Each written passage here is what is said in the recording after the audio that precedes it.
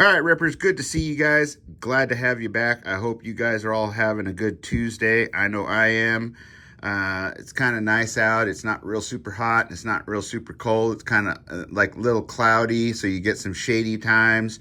I know if you guys watch my shorts, I got got those potatoes that I just scooped eyes out of a potato and stuck them in a plant at my sink and let them grow, right? And they popped out. I couldn't believe it. So I put them out in a bucket of their own. Also planted a couple other starts to see if we can get those to start.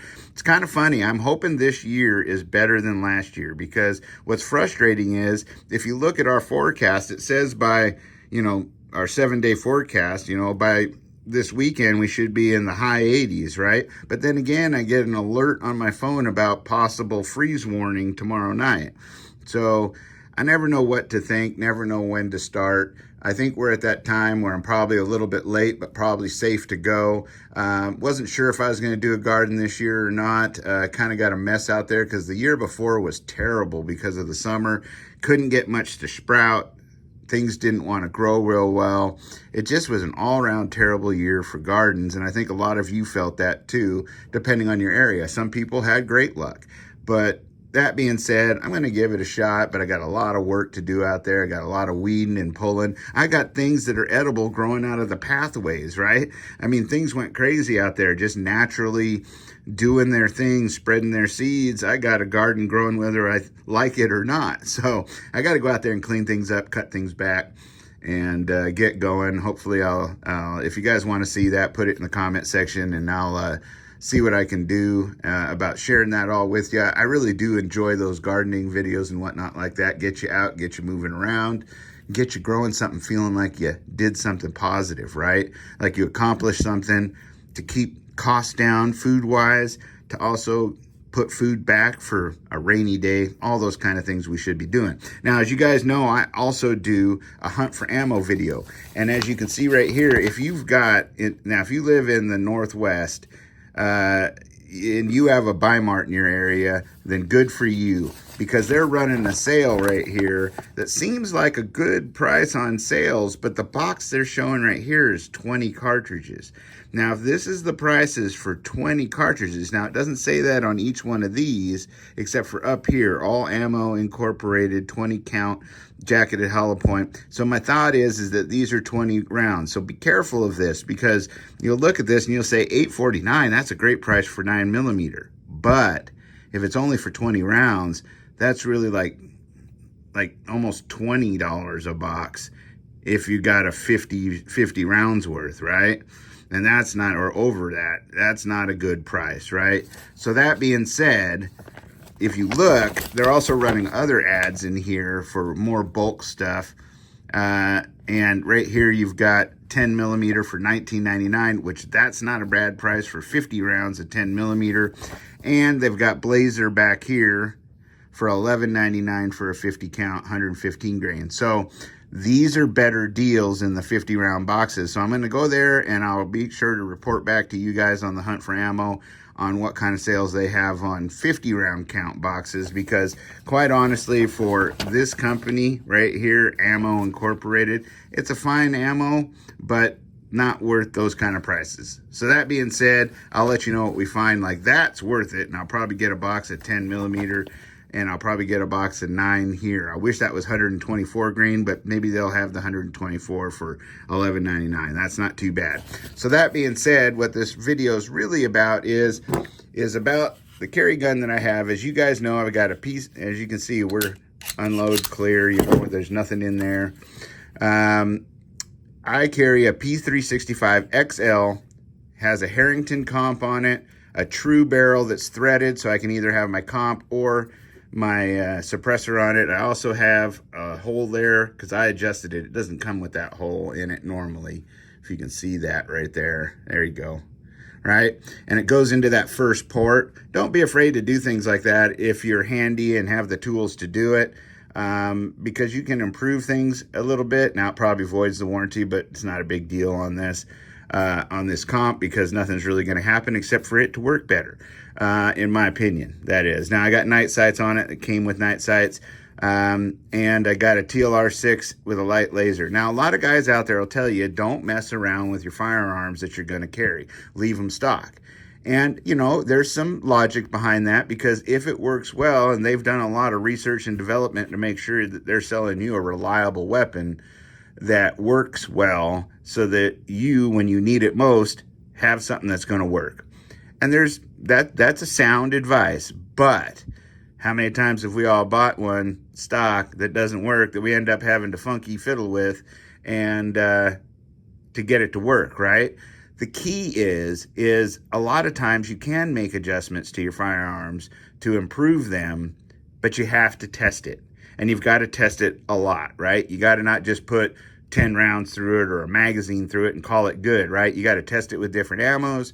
You got to test it with quite a bit of rounds, somewhere between 500 to 1,000 rounds, to make sure it's reliable. You got to shoot it fast, slow. You got to shoot it with your weak hand, so that you know when you don't have a solid grip on it, it's going to work well for you, and those kind of things. And that being said, the reason I like to improve my firearms is because things like a compensator will tame the recoil. A light will help me see better at night. So will the night sights. The laser will help me at close-in interactions. Things like that all increase what I consider the speed and the safety of using the firearms, you know, and the barrel. I also like to put a full-length metal guide rod of some sort in them, because I've had a lot of plastic guide rods just fail on me, and I prefer a metal guide rod. It doesn't have to be tungsten or something like that. You know, you save that for your race guns, things like that, where you want to get some muzzle weight. But, you know, I like to do little improvements like that. Plus, I also like to use suppressors on my stuff, so that's why I always put a threaded barrel on there. There's nothing wrong with doing that as long as you test it. That being said, we just got in the mail that I'm going to share with you guys a trigger kit from MCARBO, right? And the reason why is because let's take a look at this trigger. Now, can you guys see here? I'm going to show you. See all that take up right there, that pre-travel, right? And then even when you get to their wall, you kind of have this spongy little bit of creep there, and then it goes off, right? And it's not bad. It's not super heavy. It's kind of springy, spongy feeling, sounding. And then when it goes off, the reset, I do like. It's nice and short, but it's still got some distance there, but it's tactile. You can hear it well. And then you still got that spongy creep, and then it goes off. Now, we're going to compare that afterwards. Now, I can't show you in this video because thanks to YouTube, they don't want us showing you things that really don't make a hill of beans or make anything more or less dangerous. But we're going to change out this to that MCARBO trigger bow, which this has one of the newer triggers in it for SIG, which is what they call their straight trigger.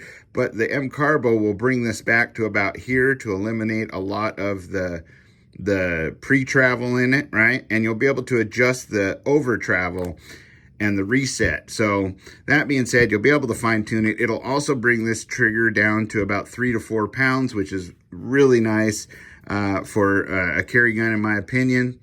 And it'll also make it tunable, right? So or at least it should. So we're gonna test it out, try it out. We're gonna install that, do some shooting with it, show you guys, and then let you see in a series of videos, right? So that being said, let's show you what we got from MCARBO. Now, as you guys can see, I like to collect knives. This is a Microtech Zombie Tech. See that? Zombie Tech. They used to do, and I don't know if they still do, but back when I was doing, you know, had the money to go collect and that kind of thing, right? You know, we all have good times and bad times, but I like to collect these knives, the out the fronts. They always make a nice knife. Microtech has good quality stuff. I like the idea that they have themes like this one with the blood on it and the green. It looks like a zombie. Has a glass breaker on it. They're a good quality knife. They're always sharp, made of good steel. If you enjoy collecting knives, check out Microtech. Also, DLD After Dark has a company that he does out the front knives with that are a lot less expensive than these, but still the quality is pretty good, right? So that being said, let's get in here and see what we got. So what we've got is we've got one combat ready performance trigger, and I'll just show you guys here. Let's take a look at it. There we go. Now, as you can see, it's a CNC machined piece, so it's not MIM, which is injection molded, injection type process.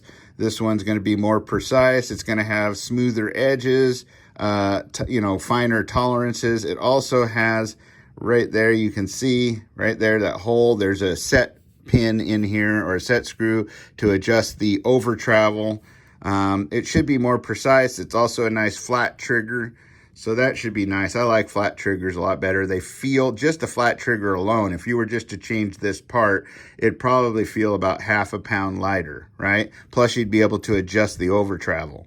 So that's a cool little trigger. I like that. I like what I'm seeing there. If you guys need to, there you go. There's their info right there, right? That's pretty cool. That was, of course, I got this referral from the people at DLD Hardware, or DLD After Dark, right? All the people there that are in that live chat, they really are knowledgeable people. I really appreciated that. This is the trigger, and then I went ahead and ordered what they call their Combat Ready Performance spring kit, right? So what this has is it has a, looks like a striker spring, a trigger spring. See, you got a 4-pound striker spring, so that's going to help reduce the trigger pull. You've got your, it's probably a sear spring right there, and then you've got another spring there. Oh, this little spring right here is for the striker block, or there's a piece in there, that a plunger that goes up and blocks the striker, so that way if you drop the gun, it doesn't go off. This is just a lighter spring for that, because when you pull your trigger, part of the mechanics is it's pushing up. There's a little arm that pushes up on that plunger, and that is going to take some of the tension off of that so that it's lighter. So overall, with all of these installed, you should have a crisper feel. You should have a lighter trigger and crisper engagement on the sear, and overall a better trigger. So we'll let you know. We'll get it installed. We'll show you another video here at the table, and then we'll go out to the range and try it at the range and see how nice it feels at the range, and do some testing to make sure we don't get any failures, right? So that being said, I hope you guys like that. That's MCARBO. If you're watching, I appreciate you guys. They didn't send me this. I had to pay for it, and they didn't know I was going to do a video. But I just always like recognizing the people that I'm doing a review on, and especially if it's good. And I'm sad if it's not, but at least that way we all know, so that you guys don't waste your money in the future.